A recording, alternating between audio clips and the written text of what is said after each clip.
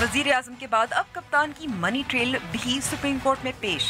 कप्तान कहते हैं कोई बेनामी जायदाद नहीं। क्या कैरी पैकर और राशिद खान की रसीदें कतरी खत के मुतरादिफ हैं?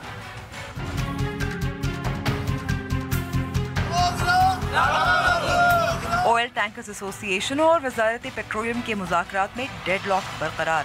ऑयल टैंकर्स के मुतालबात मानने से इनकार। ओगरा ने हड़ताल का जिम्मेदार ऑयल कंपनियों को करार दे दिया।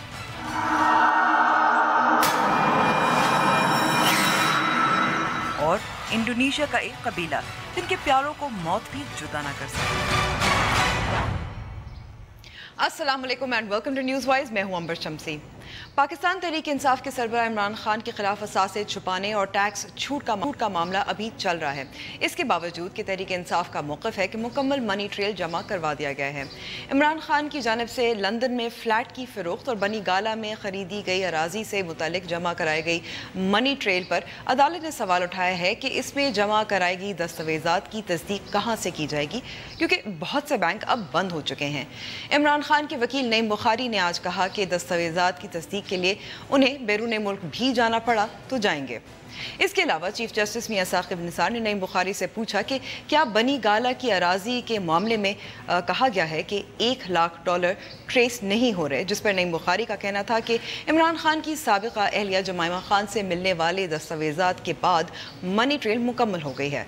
लेकिन जब इमरान खान के दोस्त राशिद खान ने अदालत को बताया कि जमाइमा खान ने मजमूई तौर पर $4,08,000 भिजवाए हैं, तो जस्टिस फैसल अरब ने पूछा कि पहले आपका जवाब था कि ये रकम जमाइमा खान से नहीं आई थी और अब दूसरा मौक़िफ़ इख्तियार किया जा रहा है।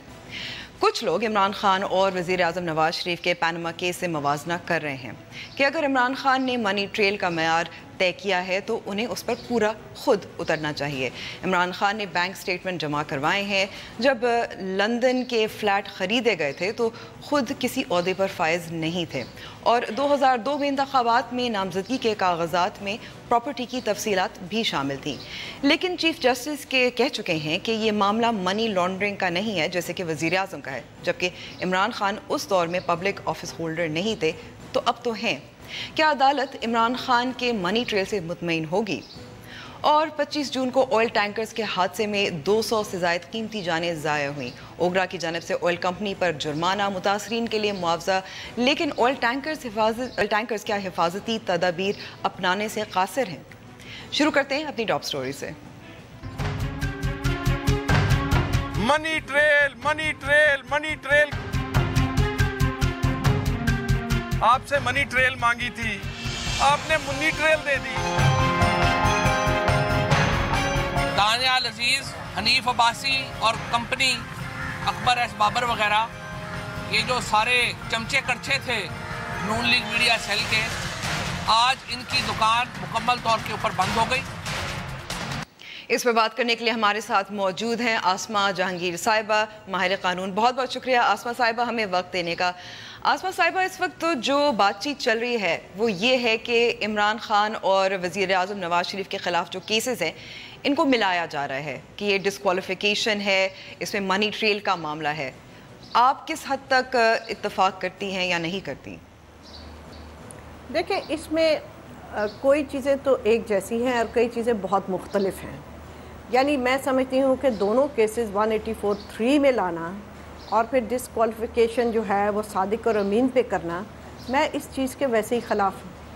मैं समझती हूँ कि ये चीज़ें अगर खोल दी जाएंगी तो बड़ा मुश्किल होगा किसी का भी रहना। और इमरान खान साहब का अपना केस जो मैंने बज़ाते ख़ुद पढ़ा नहीं है मगर जो अखबारों में देखा है, ये उसकी अक्कासी करता है कि वरना फिर ये रह जाएगा कि भाई कोई भी इसकी जद में आ सकता है। मगर मुख्तलिफ तो ये है, कहाँ जो एलिगेशंस इमरान खान साहब के ऊपर लगाए गए हैं वो जो पैसे हैं उनकी नौयत बहुत कम है और जो फ्लैट्स हैं वहाँ पे नवाज शरीफ साहब के वो बहुत ज़्यादा हैं। मगर इसमें यह भी दुरुस्त है कि नवाज शरीफ साहब की पहले भी इनकम थी और उनकी वालिद साहब की फैक्ट्रियाँ थीं, ये सबको पता है, जो नेशनलाइज भी हुई और बिज़नेस उनका था काफ़ी। मगर दूसरी बात यह है कि नवाज शरीफ साहब पब्लिक होल्डर रह चुके हैं, जबकि इमरान खान साहब तब पब्लिक होल्डर नहीं थे। ये बात तो बिल्कुल दुरुस्त है कि ये चीज़ें जो हैं कुछ एक जैसी हैं और कुछ मुख्तलिफ हैं, मगर मैं ये समझती हूँ कि इस पूरे पंडोराज बॉक्स को खोलने से यहाँ पे मुल्क को नुकसान होगा, मुल्क को फ़ायदा नहीं होगा। क्योंकि अगर आपने किसी को डिस्क्वालीफाई करना है तो उसकी बाकायदा एक ट्रायल होती है। ये ज़बानी कलामी बातें, उसने ये कह दिया, मैंने ये कह दिया, और देखें माजरत के साथ जिस तरीके से आप लोगों का मीडिया ट्रायल कर रहे हैं, ये एक नहायत नामुनासिब बात है। आपको ये भी लगता है कि जिससे पैनामा केस पर जिस तरह से तवज्जो दी गई है, इस तरह से ये इमरान खान का इस केस को नहीं दी जा रही, उस तरह से डिस्कस नहीं किया जा रहा? देखिए, जाहिर है एक सिटिंग प्राइम मिनिस्टर है और एक पार्टी का हेड है जो कि मेंबर नेशनल असेंबली हैं, मगर जब दरवाज़ा खुल गया तो फिर उस दरवाजे के अंदर सभी आएंगे।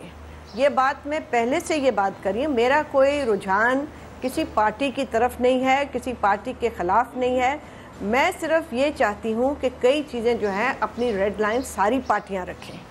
मसलन जिस किस्म की तूफ़ान बदतमीज़ी हमने अब देखी है, शायद ही पहले कभी देखी हो, और वो उनसे जो कि पार्टी के लीडरान अगर तूफ़ान बदतमीज़ी करेंगे, बाकी जो लोग होते हैं जो कि पार्टी के लीडरान को खुश कर रहे होते हैं, उनसे तो चले तवक्को होती है, मगर ज़ुबान का जो इस्तेमाल शुरू हुआ है ये मैंने कभी पहले नहीं देखा। और एक वजह साहिबा, लेकिन 90 की दिहाई में भी तो इस किस्म की बातें, बयानात आते तो रहते थे सामने। देखें, आप ये बिल्कुल कह सकती हैं कि आते थे, मगर जो पार्टी का हेड था वो अपने मुंह से नहीं कहता था, ये फ़र्क है। और भुट्टो साहब के ज़माने में ये हुआ, कुछ हद तक हुआ, और फिर ये दब गया, और उसका आपने नतीजा देख लिया। सियासतदान को तो कभी दुश्मन बनाना ही नहीं चाहिए, ज़ाती दुश्मन तो सियासत में किसी को ज़ेब ही नहीं देती बनाना। और मुझे तकलीफ़ इसलिए है कि जब वहाँ उस दिहाई में हुआ था तब आपके पास घर घर टीवी नहीं था। अब घर घर लोग बैठ के ये चीज़ देखते हैं और उनकी ये ज़बान, ओए बेशरम, ये देखें, ये चीज़ें जो हैं ये ठीक नहीं हैं, ये गलत हो रहा है। और जो भी इनके सियासी डिफरेंसेस हैं, इनको बिल्कुल डिफरेंसेस रखने चाहिए। मैं समझती हूँ कि बहुत सारी खराबियाँ हैं गवर्नमेंट में, उसको फोकस करना चाहिए, मगर गाली गलौज पे आने की और ज़ातियात पे आने की कोई ज़रूरत नहीं, और लोगों के बच्चों तक आने की कोई ज़रूरत नहीं। कोई ज़रूरत नहीं है। आसमा साहिबा, अब जैसे अब जस्टिस अजमत सईद ने पैनामा केस में भी कहा था कि जो आर्टिकल 62(1)(f) है वो सियासी मकासद के लिए नहीं इस्तेमाल होना चाहिए, और नईम बुखारी साहब ने भी ये इसी केस में, इमरान खान के केस में, ये भी आर्ग्यू किया था। तो क्या नवाज शरीफ के ख़िलाफ़ हो रहा है कि क्या दोहरा मयार है? देखिए, अभी तो नहीं हुआ ना, अभी तो नवाज शरीफ साहब के डिस्क्वालिफिकेशन नहीं हुई। मुझे अगर आप पूछें एक कानूनदान की हैसियत से, और मैं सिर्फ ये बात नहीं कहूँगी, ये आप आबिद हसन मिंटो और बाकी जो भी ऐसे वकील हैं जो कि एक या दूसरी तरफ नहीं हैं, आप उनसे ये बात पूछ लें तो अभी इसी साल एक केस में जिसके अंदर साकिब निसार साहब थे, और अगर मैं गलत नहीं मुझे याद, तो वो भी एक जज थे जिन्होंने डिसेंटिंग नोट दिया है पैनामा केस में, वो भी उसमें थे। ये कहा गया बाकायदा तौर पे कि 63(f) जो है या 62 जो है वो तब लग सकता है अगर ट्रायल और ड्यू प्रोसेस के बाद आए। लोगों को डिस्क्वालीफाई किया गया, मगर कम से कम इलेक्शन ट्राइब्यूनल में जाके उनका कोई ड्यू प्रोसेस से ट्रायल हुआ, फिर वो हाई कोर्ट गए, फिर वो इलेक्शन ट्राइब्यूनल से वो सीधा सुप्रीम कोर्ट आए, मगर कहीं तो हुआ ना ट्रायल। तो आपको ये लगता है कि इस दौर में ऐसा हो रहा है कि सियासत में जो इख्तलाफात हैं उनसे अब जुडिशरी से तवक्को की जा रही है कि वो हल करें, और ये क्या रिवायत अच्छी कायम हो रही है या नहीं? नहीं, देखिए, मैं नहीं समझती। मैं समझती हूँ कि जो पुख्ता सियासतदान हैं वो आपस में अगर इख्तलाफात रखते हैं, झगड़ा करते हैं, तो उनके लिए पार्लियामेंट मौजूद है, उनके लिए सड़कें मौजूद हैं। ये जब जाएंगे अदालतों में, और सुप्रीम कोर्ट एक बड़ी अदालत उज़्मा है, एक इंस्टीट्यूशन है जिसको मैं समझती हूँ कि मुतनाज़ नहीं बनना चाहिए और ना बनाना चाहिए। मगर इस केस के अंदर जो पैनामा का केस है, देखें, जो हाइप मीडिया ने क्रिएट कर दी, اگر اب وہ قانون کے مطابق اگر نہیں ڈسکوالیفائی کرتے پرائم منسٹر کو تو پھر آپ کو پتہ ہے کہ یہاں پہ کس قسم کے دھویں دھار تقریریں ہوں گی. اگر وہ کرتے ہیں تو ہمارے جیسے جو وکیل ہیں جو کہ قانون کو جانتے ہیں اور سمجھتے ہیں اور ٹی وی پہ آ کے بے ایمانی کی بات نہیں کرتے ہیں, ہم کو تو پھر ایک عجیب سی بات لگے گی کہ یہ کیا صحیح ہے یا نہیں ہے. ایک بحث تو ہوگی اور اپنے دل میں جو بھی ہم سوچیں گے کوئی اچھا تو نہیں سوچیں گے. تو لیکن اس سے پہلے بھی پریسیڈنٹ ہے کہ سپریم کورٹ نااہل قرار دے چکی ہے. نہیں دیکھیں, سپریم کورٹ کی ڈسینٹنگ نوٹ ضرور ہے اور اس سے آپ اگری اور ڈس ایگری کر سکتے ہیں. میں اس سے ڈس ایگری کرتی ہوں, اب وہ آ گیا اس سے ڈس ایگری کرتی ہوں. اب جب سپریم کورٹ جو ججمنٹ دے گا وہ ان کی مرضی, جو ججمنٹ دے سر آنکھوں پہ, مگر اگری اور ڈس ایگری کرنا تو ہمارا کام ہے. اور ایک قانون دان یا چھوٹا موٹا وکیل ہونے کے ناطے بھی یہ میرا حق ہے کہ میں اپنے ویوز رکھوں آن دا میٹر قانون کے حساب سے کہ قانون کیا قانون کے حساب سے میں یہ نہیں کہتا قانون کیا کہتا ہے. آسما جہانگیر صاحبہ بہت بہت شکریہ وقت دینے کا. بریک پہ جا رہے ہیں. بریک اوگرا اور آئل ٹینکرز ایسوسی ایشن کے درمیان ڈیڈ لاک جو ہے برقرار, کیوں؟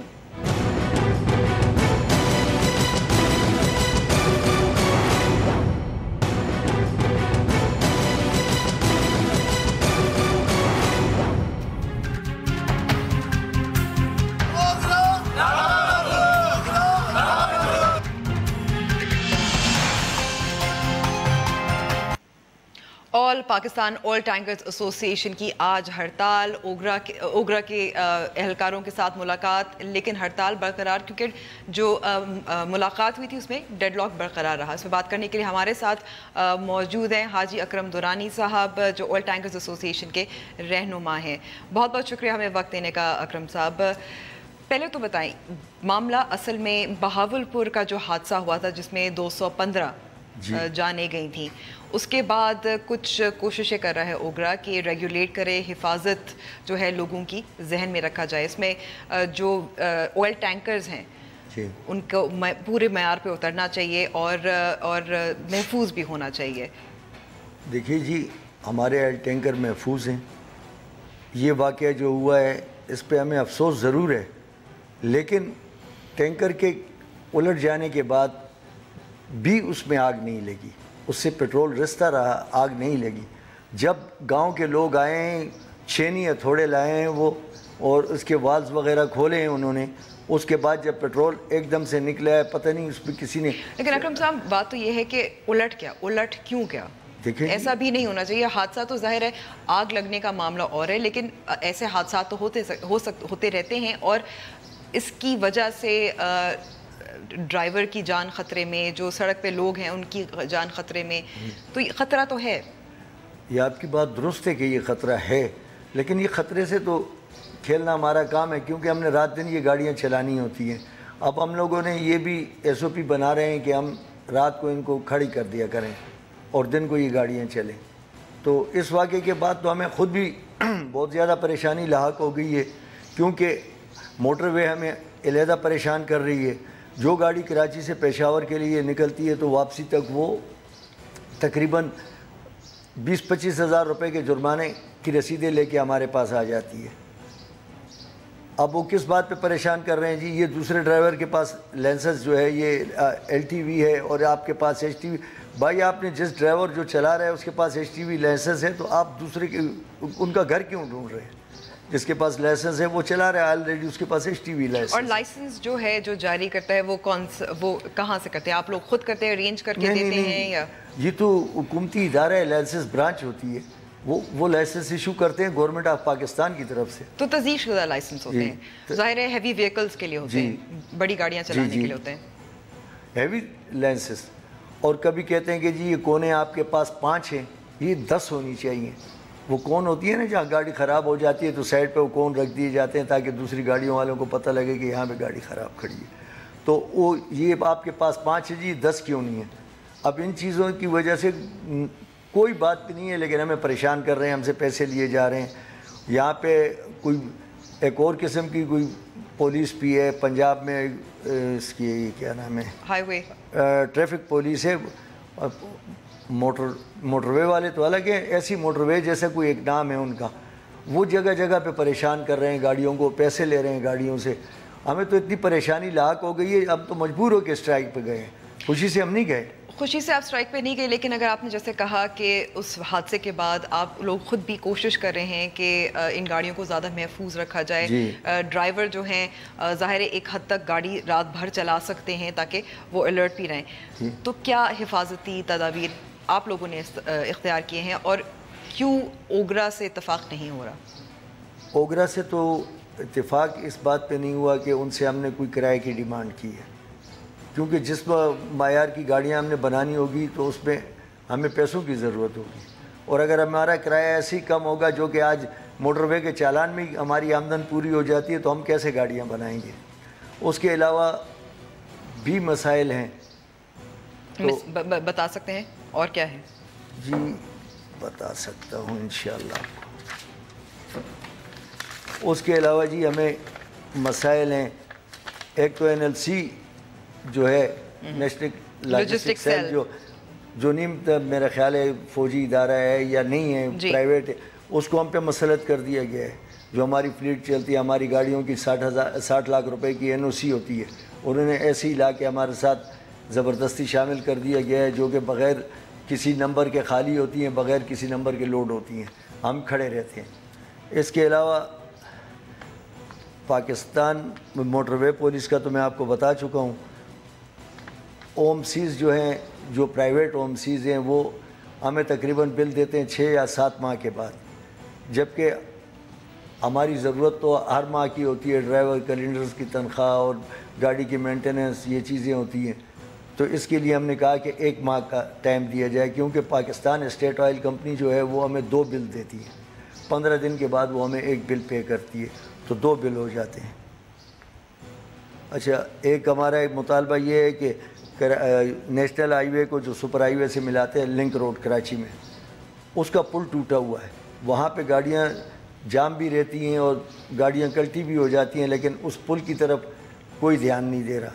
تو ہم نے ان سے یہ بھی کہا کہ NHA والوں سے کہ بھائی وہ پل بھی بنوا دی. ایک اور معاملہ بھی ہے یہ ایکسل کا، گاڑیوں کے ایکسل کا، کہ ابھی 2 ہیں اور اوگرا کا مطالبہ ہے کہ 3 کرایا جائیں تاکہ زیادہ بیلنس ہو گاڑی میں اور الٹ نہ پائے. جی اس کا تو الٹنے سے تعلق نہیں ہے. جو یہ کہہ رہے ہیں نا کہ ایک ایکسل اور لگا دیا جائے، وہ کہتے ہیں کہ وزن کے مطابق ہوگا. حالانکہ وزن کے مطابق جو وزن ابھی PSO کی گاڑیاں لے کے جا رہی ہیں اس کے مطابق وہ جو 14 ویلر ہے وہ بھی ٹھیک ہے. بہرحال اس کے لیے ہماری ان سے بات چیت چل رہی ہے. میں تو یہ چاہتا ہوں، میں نے تو ان سے ایک اور بھی میں نے سجیشن دی ان کو. میں نے کہا کہ بھائی آپ تمام جتنے بھی ٹینکرز ہیں ان کو آپ 40 پہ لے آئیں، 40,000 لیٹر پہ لے آئیں. کسی کمپنی کو یہ الاؤ نہ کریں کہ ان کے پاس زیادہ کیپیسٹی کے ٹینکر ہو، تو کچھ بھی نہیں ہوگا. تو آپ کو کیا لگتا ہے آج کی جو ملاقات ہوئی اوگرا کے ساتھ جی کیوں اتنی جلدی ختم ہوئی؟ نہیں جلدی معاملہ کیوں سیٹل نہیں ہو پایا؟ جلدی تو نہیں ختم ہوئی، میٹنگ تو تقریباً 1.5 گھنٹہ چلی ہے. لیکن وہ ایک بات میں نے آپ سے کہی کہ وہ چیئرپرسن نے کہا کہ جی ہم کمپنی کے ساتھ جو ہمارے لائسنس ہولڈر ہیں ہم ان کے ساتھ بات کرنے کے مجاز ہیں. تو ہم نے کہا ہمیں کیوں بلایا، ہمارے پاس تو لیٹر کیا ہے، اس لیٹر کے تحت ہم آئے ہیں. میرے پاس پڑا ہوا ہے لیٹر، یہ کہ شاید گاڑی میں پڑا ہو، تو ہم تو اس لیٹر کے تحت آئے ہیں، ہم ایسے تو گھومتے پھرتے نہیں آئے ہیں آپ کے پاس. تو اس بات پہ ہم نے کہا ہم اٹھ کے جا رہے ہیں، بس ٹھیک ہے. جب ہمارے ساتھ کوئی تعلق ہی نہیں ہے تو ہم میٹنگ نہیں کرتے. وہ ہم اٹھ کے آئے ہیں، انہوں نے نہیں ختم کی. ان کا تو پھر بعد میں بھی ایک نمائندہ آیا کہ جی آپ لوگ آ جائیں. ہم نے کہا اب نہیں ہو سکتا کیونکہ لوگ تو چلے گئے. تو کل کا 11 بجے کا ٹائم ہے. اچھا، جو مطالبہ اوگرا کر رہا ہے جو سب سے زیادہ مشکل لگ رہا ہے وہ گاڑیوں کی جو ریپلیسمنٹ ہے، ان کو بہتر گاڑیاں بنانے والی جو مہنگی گاڑیاں ہیں وہ مسئلہ ہے. دیکھیں جی، زیادہ تر گاڑیاں جو ہیں ہمارے پاس ایسی گاڑیاں ہیں جو ایک ٹائم میں PSO کو ضرورت تھی تو وہ گاڑیاں ہم لوگوں نے اس کو دی تھی، جن کی NOC نہیں ہے، وہ ایسی ریٹ چل رہی ہیں. اب ہم نے ان سے یہی مطالبہ کیا ہے. یہ دیکھیں، آپ یہ پڑھ بھی سکتی ہیں لاسٹ شرط میں کہ بھائی آپ ہماری ان گاڑیوں کو ریگولائز کر دیں تو ہم آخری میں ہیں، ریگولائز کر دیں تو ہم ان کو نئے میں تبدیل کر دیں گے. ٹھیک ہے, تو آپ کو کیا امید لگ رہی ہے؟ اوگرا ماننے کو تیار ہے؟ کیونکہ ظاہر ہے اب حفاظتی تدابیر تو بہت اہم ہے. جی دیکھیے جی, کون نہیں کرتا ہے حفاظتی تدابیر؟ اگر اوگرا نہ بھی کہے تو ہم خود بھی تو کرتے ہیں. مگر آپ نے وضاحت نہیں کی کہ کیا کیا آپ نے اپنائے ہیں. دیکھیے جی, ہم تو سب کچھ, مثال ہے ابھی ٹائرز ہیں یا گاڑی کے اور انجن گیئر وغیرہ کا یا کوئی ایسا معاملہ ہے, وہ تمام انشاءاللہ تعالی ہم لوگوں نے صحیح کیے ہوئے ہیں.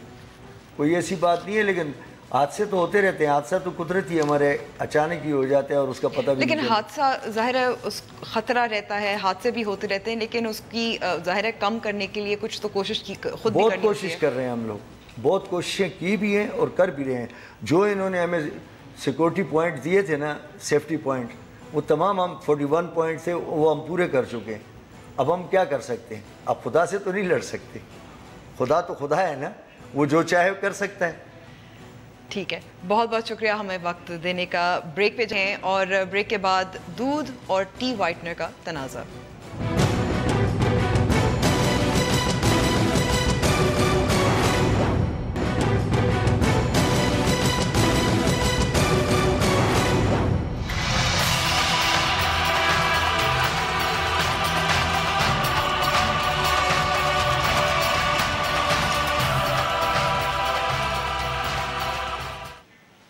اس سال اپریل میں پنجاب فوڈ اتھارٹی نے حکم دیا تھا کہ 11 ایسے برانڈ جو ٹی وائٹنر بنا رہے ہیں ان کی جو پیکٹ ہے اس پہ لیبل لگایا جائے کہ یہ دودھ نہیں ہے.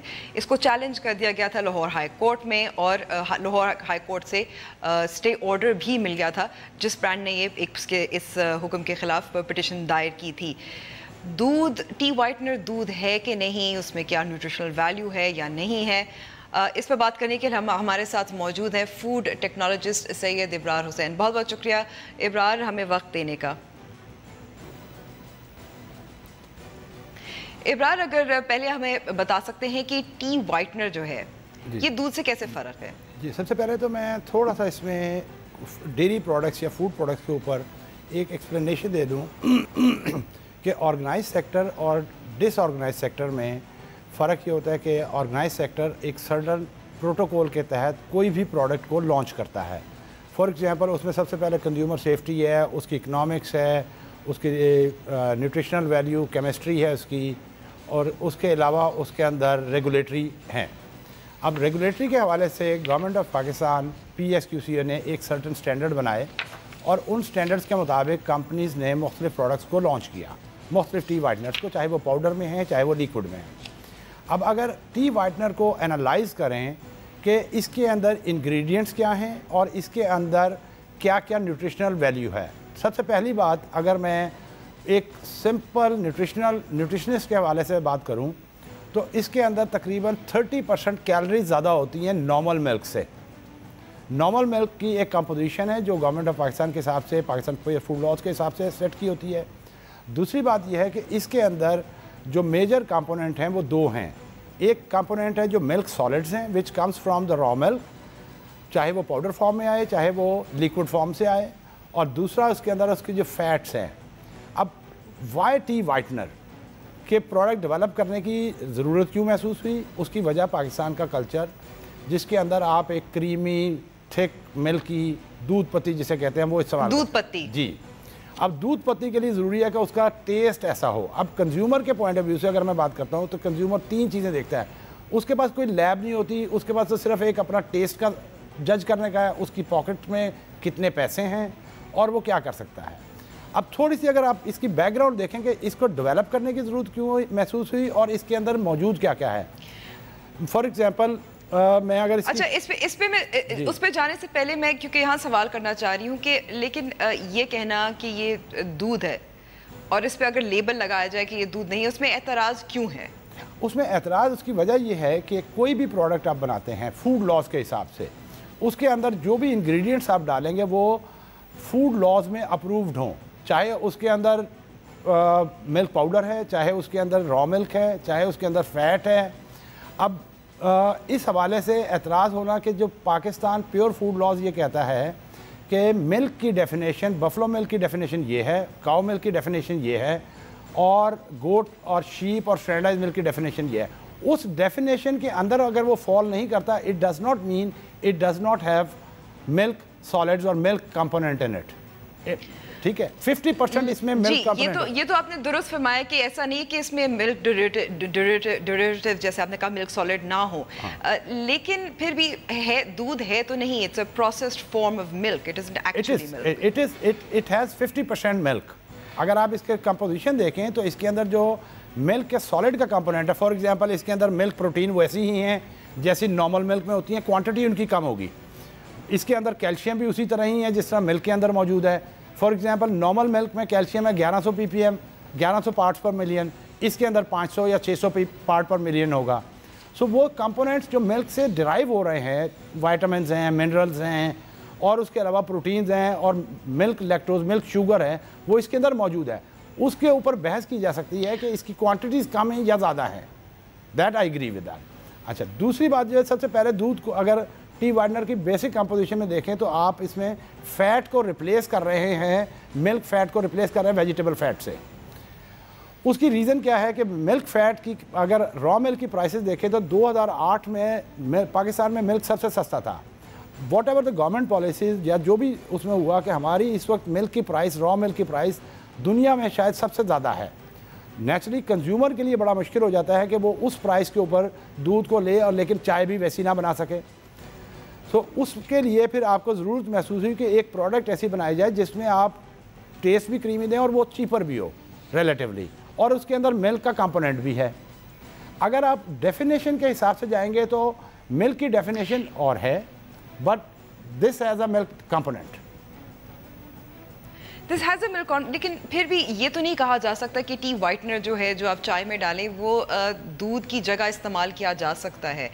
چائے کی حد تک ٹھیک ہے, کافی کی حد تک ٹھیک ہے, لیکن اگر جیسے بچوں کو دینا چاہیں تو ایسا تو نہیں ہے کہ آپ ٹی وائٹنر پانی ملا کے آپ کو دینا چاہیے. یہ بالکل اس طرح کی بات ہے کہ جس طرح انفنٹ فارمولا کو آپ کہیں کہ یہ بڑے نہیں پی سکتے, یا انفنٹ فارمولا صرف جو ہے وہ بچوں کے لیے ہے. اگر آپ غور کریں تو کوئی بھی پروڈکٹ جس کے اندر سیف انگریڈینٹ ڈلے ہوئے ہیں وہ یوزیبل ہے فار ایوری ون. اچھا, اب اس میں آ جاتا ہے کہ اس کے کمپوننٹس میں اور ان کی نیوٹریشنل ریکوائرمنٹ کے حساب سے آپ اس کو کس طرح پلیس کرتے ہیں کہ کس مقصد کے لیے اسے استعمال کیا جائے گا. فار ایگزامپل ٹی وائٹنر, ہمیں کوئی بھی چیز, چاہے وہ ملک پاؤڈر ہے, چاہے وہ را ملک ہے, چاہے وہ ٹی وائٹنر جسے ہم پاکستان میں مختلف برانڈ کے نام سے لانچ کیا ہوا ہے, ان کو چائے کے وائٹنس کے لیے استعمال کیا جاتا ہے for a particular creamy test. اب اس میں آپ پاکستان میں لے لیں یا باہر لے لیں, باہر فار ایگزامپل ایک پروڈکٹ ہے جو کافی کے لیے مختلف کریمر استعمال ہوتے ہیں, بہت ساری چیزیں ہوتی ہیں, اس میں بھی ملک کا کمپوننٹ بھی ہے لیکن وہ پرٹیکولر پرپس کے لیے ہیں. جس ایگزیکٹلی اسی طرح کہ ہم دودھ کو استعمال کریں چائے کے لیے, اس کے آلٹرنیٹ کے طور پہ آپ یہ ٹی وائٹنر استعمال کر سکتے ہیں چائے کے لیے, کافی کے لیے. مگر جی, لیکن بات تو پھر وہی آ جاتی ہے کہ ہے یہ پروسیسڈ, اور ابھی میں پوچھنا چاہوں گی کہ اس میں کیا جو کمپوننٹ جو آپ کہہ رہے تھے جو فیٹس ہیں وہ ٹرانس فیٹس کے ہیں, جو ہائیڈروجنیٹڈ جو ویجیٹیبل آئل ہے اس سے ڈرائیو کیے جاتے ہیں, اس سے بنتا ہے یا نہیں؟ اس میں دیکھیں بات یہ ہے کہ جہاں تک کہ فیٹس کا تعلق ہے نا, تو فیٹس کے اوپر میرا کافی سارا ڈس ایگریمنٹ ہے مختلف گورنمنٹ ایجنسیز سے. فار ایگزامپل فیٹ ہمارے یہاں پاکستان میں تقریباً 3.4 ملین ٹن امپورٹ ہو رہی ہے آئلس. ایوری انڈیویجول ان پاکستان تقریباً 18 kg فیٹ تو ڈائریکٹ استعمال کر رہا ہے جو ہماری فوڈ استعمال ہو رہی ہے. دنیا میں اگر آپ دیکھیں گے تو وہاں پہ 3 سے 4 kg fat per year from these vegetable sources استعمال ہوتی ہے for cooking purpose. Tea whitener کے اندر اگر کمپوننٹ کریں گے, میں am just giving one example کہ جو کوکنگ پرپز کے لیے ہم استعمال کر رہے ہیں وہ 3.4 ملین ہے. جو ٹی وائٹنر کے لیے پورے پاکستان میں ٹوٹل فیٹ استعمال ہو رہی ہے وہ 40,000 ٹنز ہے. Compare to 3.4 million it's hardly less than 1% fat استعمال ہو رہی ہے ٹی وائٹنرز میں. On the other hand we are using 5 to 6 times more in our food. So اگر فیٹ میں وہ خرابی ہے تو فیٹ تو پھر گورنمنٹ کو ویسے ہی بند کر دینا چاہیے کہ پاکستان میں ویجیٹیبل آئل بیچے ہی نا.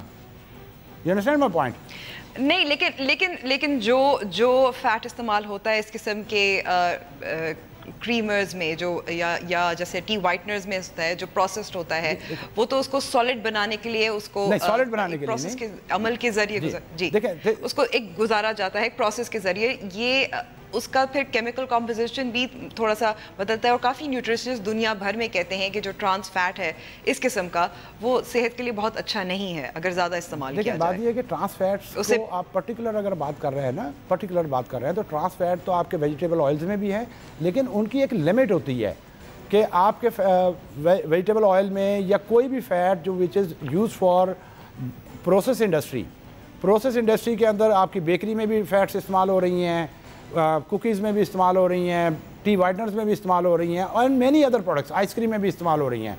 उसके अंदर ट्रांस फैट की एक सर्टन लिमिट डिफाइन की हुई होती है। जहाँ तक इस फैट की बात है जो टी वाइटनर के लिए इस्तेमाल हो रही है, चाहे वो सोयाबीन ऑयल है या कॉर्न ऑयल है या पाम ऑयल है, उसकी अपनी एक स्पेसिफिकेशन होती है। उस स्पेसिफिकेशन के अंदर अगर लिमिट में रहते हुए ट्रांस फैट 0.2% है, 0.3% है, जो अकॉर्डिंग टू गवर्नमेंट लॉ है, पाकिस्तान प्योर फूड लॉ के हिसाब से फ़ैट इस्तेमाल वो हो रही है। अगर कोई पामोलिन से या कोई ऐसी चीज़ों से बना रहा है जो हार्ड फैट्स हैं तो नेचुरली वो नोबडी अलाउज दैट। लॉ के अंदर आपके बहुत क्लियर स्पेसिफिकेशन है कि कोई भी फैट आप इस्तेमाल कर रहे हैं किसी भी पर्पज़ के लिए, प्रोसेस इंडस्ट्री के लिए, उसके अंदर उसकी फैटी एसिड प्रोफाइल के हिसाब से ट्रांस फैट्स इतनी होनी चाहिए and so on so fourth. दुनिया भर में जो मयार है वो ये है कि जो भी प्रोडक्ट हो उस पर ज़ाहिर है लेबलिंग की जाए, उसमें कितनी चीनी है, कितनी फ़ैट है, किस किस्म की फ़ैट है।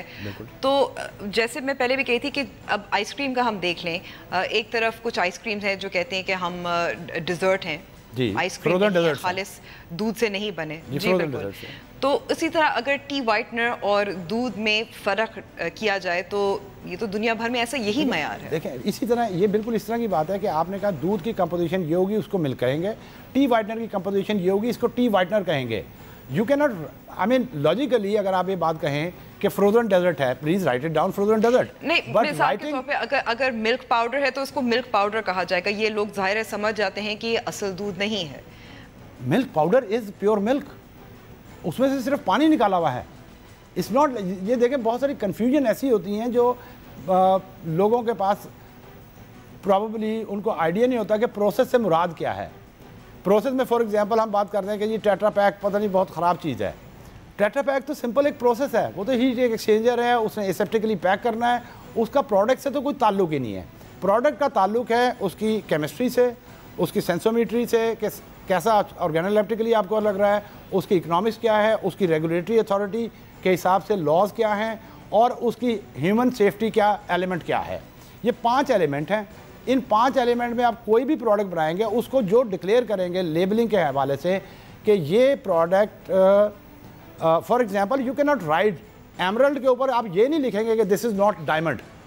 यू अंडरस्टैंड माय पॉइंट कि आप कहेंगे ये एमरल्ड है तो this is emerald, but you will not right. चलिए यहाँ पर मैं सवाल पूछूंगी कि जैसे आपने कहा कि 50% जो टी वाइटनर्स का जो कंटेंट होता है उसमें 50% मिल्क सॉलिड होता है, तो कितना फीसद होना चाहिए मिल्क या मिल्क डेरिवेटिव्स के ताकि उसे दूध कहा जाए? देखिए बात यह है कि उसमें डेफिनेशन जो pure Pakistan pure food laws के हिसाब से, PSQ से स्टैंडर्ड्स के हिसाब से जो मिल्क की डेफिनेशन है उसका डेफिनेशन ये है कि 9% उसमें सॉलिड नॉन फैट जिसके अंदर प्रोटीन्स, लैक्टोज और मिनरल्स होते हैं और 3.5% उसमें फ़ैट होनी चाहिए स्टैंडर्डाइज्ड मिल्क में। ये मिल्क की डेफिनेशन है। इससे अगर वेरी करेगा कोई भी चीज़, इसमें आप पानी डाल देंगे वो मिल्क नहीं रहेगा। आप इसी दूध में प्योर बफलो मिल्क में आप पानी डालेंगे, आप पाकिस्तान प्योर फूड लॉज के हिसाब से उसको भी मिल्क नहीं कह सकते, बट यू नो दैट कि इसमें सिर्फ पानी डाला हुआ है। वो एक अलग बहस है। लेकिन जहाँ तक लेबलिंग की बात है, labelling Pakistan pure food laws का लेबलिंग लॉ बहुत क्लियर है। उसके अंदर आप ये कहते हैं कि ये टी वाइटनर है, यस ये टी वाइटनर है, एवरीबॉडी सेज इसकी composition according to food laws ये होनी चाहिए, ये है, और इसके अंदर ये सेफ इंग्रेडिएंट्स हैं जो अप्रूव्ड हैं फूड लॉज के मुताबिक। अब उसके ऊपर अगर आप ये कहें कि ये मिल्क नहीं है तो naturally that is not for drinking purpose, क्योंकि उसके अंदर वो न्यूट्रिएंट उस क्वांटिटी में नहीं है जिस क्वांटिटी में दूध में है। लेकिन दूध के जो वो तमाम कंपोनेंट जिसमें फॉर एग्जांपल मिल्क में अगर 3.2% प्रोटीन है तो यानी कि इब्रार साहब यानी कि फिर कवानीन जो हैं, जो गाइडलाइंस बनी हुई हैं वो बदलनी चाहिए। دیکھیں گائیڈ لائنز میں بہت امپورٹنٹ بات کیا ہے.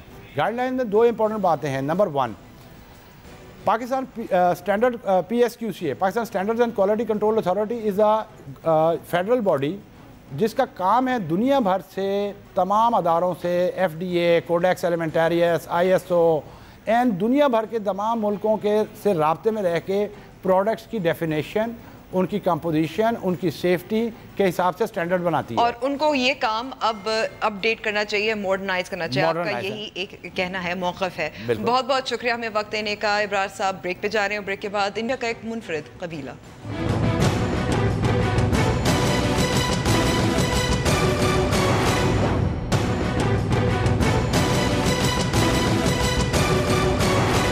ویلکم بیک ٹو دا شو. انسان کی اپنوں سے محبت لازوال ہوتی ہے اور کبھی ان سے دور نہیں ہونا چاہتے. اس لیے دنیا کے مختلف مذاہب اور ثقافتوں میں مختلف طریقوں سے اپنے پیاروں کو الوداع کہا جاتا ہے. لیکن انڈونیشیا کا ایک ایسا قبیلہ ہے جو اپنے مردہ پیاروں سے کبھی دور نہیں ہوتا. یہ بھی میں بتا دوں کہ اگر کمزور دل کے افراد جو ہیں یہ ویڈیو نہ دیکھیں تو بہتر ہوگا. آپ نے لیونگ ود دا ڈیڈ تو ضرور دیکھی ہوگی, لیکن انڈونیشیا کا ایک قبیلہ ایسا بھی ہے جو اپنے مردوں کے ساتھ زندہ رہتے ہیں.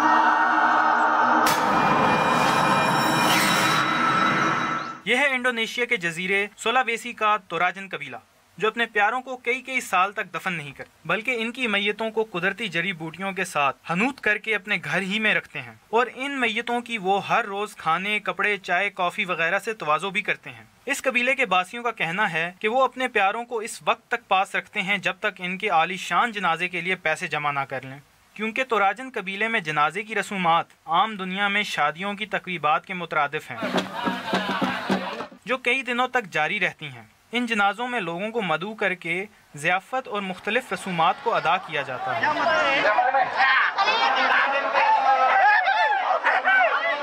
لیکن اس قبیلے کی ہر منطق ہی نرالی ہے, کیونکہ یہ قبیلہ اپنے پیاروں کو دفنانے کے بعد بھی ہر سال ان کی قبر کشائی کرتا ہے اور اپنے مردوں کو نئے کپڑے پہنا کر دوبارہ دفنا دیتا ہے.